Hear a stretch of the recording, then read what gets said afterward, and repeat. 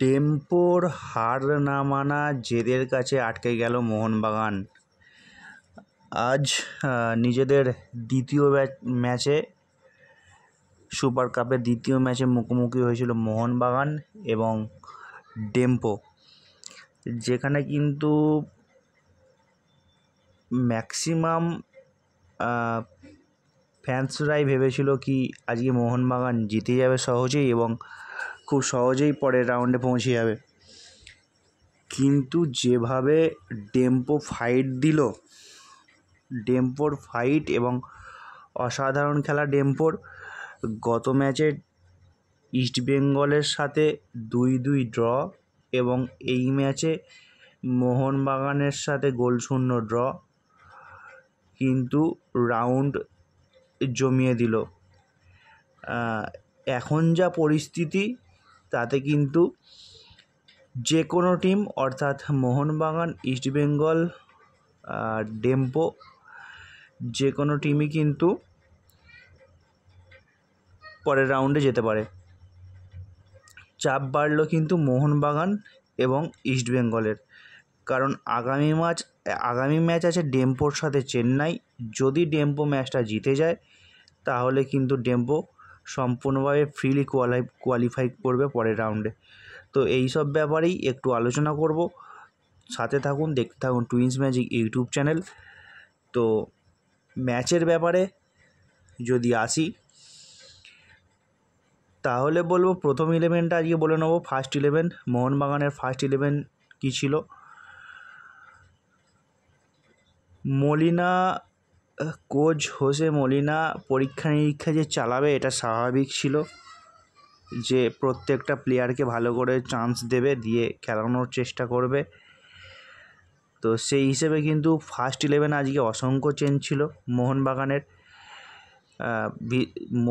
First 11 যদি দেখি, Vishal Kaith, Tom Aldred, Dimitri Petratos, Robson Robinho, Abhishek Suryavanshi, Sahal Abdul Samad, Deepak Tangri, Dibyendu Biswas, Jason Cummins,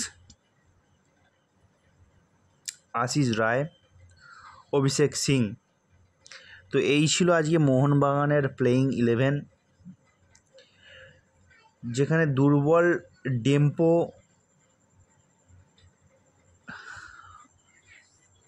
তুলনামূলকভাবে মোহনবাগানের তুলনায় দুর্বল টিম টেম্পো প্রথম থেকেই কিন্তু ফাইট দিচ্ছিল মোহনবাগানের সাথে। মোহনবাগান প্রত্যেকে ম্যাচের মতো এই ম্যাচেও অসংখ্য সুযোগ তৈরি করেছে, গোল করতে পারেনি। এই ব্যাপারে আমি একটা কথাই বলতে পারি, একটু মজার ছলেই একটা কথা আছে যে বেড়াল রাতেই মারতে হয়। যদি বেড়ালকে তুমি ছেড়ে দাও সকালের জন্য, তাহলে কিন্তু সেই বেড়াল সকাল হওয়ার আগেই তোমাকেই আক্রমণ করতে পারে। তো ঠিক আমার মনে হয় এটা মলিনার বোঝা উচিত। চেঞ্জ করো টিমের মধ্যে, ফার্স্ট 11-এ চেঞ্জ নিয়ে আসো, বেঞ্চের প্লেয়ারদের খেলিয়ে দেখে নাও, অবশ্যই ভালো ব্যাপার। আগামী ম্যাচগুলোতে কাজে লাগতেও পারে, যখন তখন যে কোনো প্লেয়ারকে নামানো যেতেই পারে, অবশ্যই ভালো হবে। কিন্তু একসাথে এত চেঞ্জ, এটা মনে হয় মলিনার করা ঠিক হয়নি। টেম্পোকে অতিরিক্তই দুর্বল ভেবেছিল। তো যেভাবে ধারে বারে এগিয়ে মোহনবাগানে যেসব নামধারী প্লেয়াররা রয়েছে,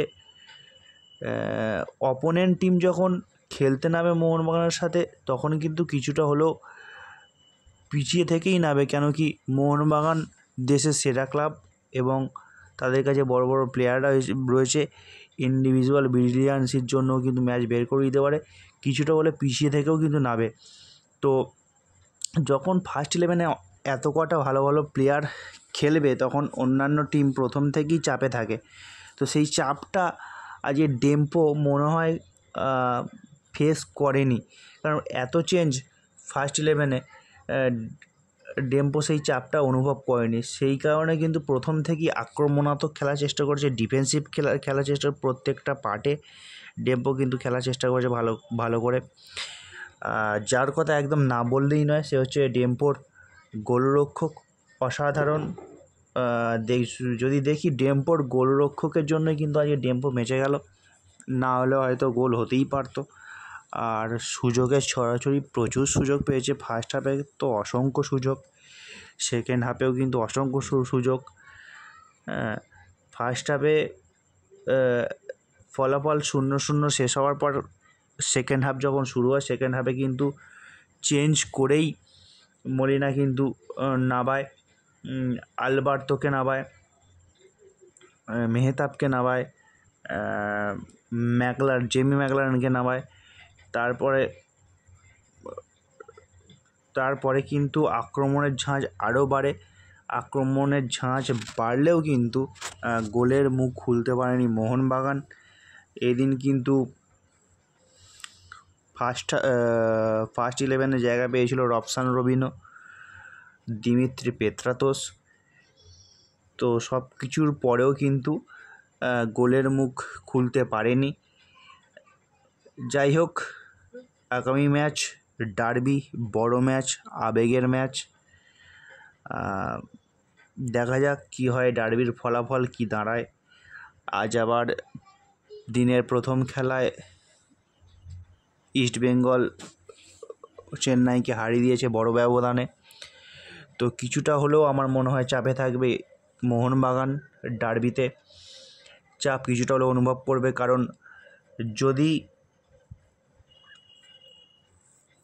ডেম্পো পরের ম্যাচ চেন্নাইকে হারিয়ে দেয় এবং এই ম্যাচে ডার্বিতে যে জিতবে ডেম্পোর সাথে কিন্তু পরের রাউন্ডে সেই টিম কিন্তু কোয়ালিফাই করে যাবে। তো সেই জন্য ডার্বি ম্যাচটা অনেক গুরুত্বপূর্ণ হতে চলেছে। ডার্বি ম্যাচের সাথে সাথে ডেম্পো এবং চেন্নাইয়ান এফসির ম্যাচও কিন্তু অনেক গুরুত্বপূর্ণ হতে চলেছে। তো এটা ছিল ম্যাচের ব্যাপারে দু একটা কথা। এবার বলি, আমার গত ম্যাচে চেন্নাইয়ের সাথে করা ভিডিওতে আমার এক বন্ধু কমেন্ট করেছিলে কি রবসান রবিনো এবং দিমিকে খেলানো হচ্ছে না, ফুল টাইম দেওয়া হচ্ছে না, ফুল টাইম মাঠে রাখা হচ্ছে না, তাহলে এত টাকা দিয়ে কেনার মানে কি হলো? দেখো, মলিনা ঘুরিয়ে ফিরিয়ে বিদেশিদের খেলাবে, এটা স্বাভাবিক জিনিস।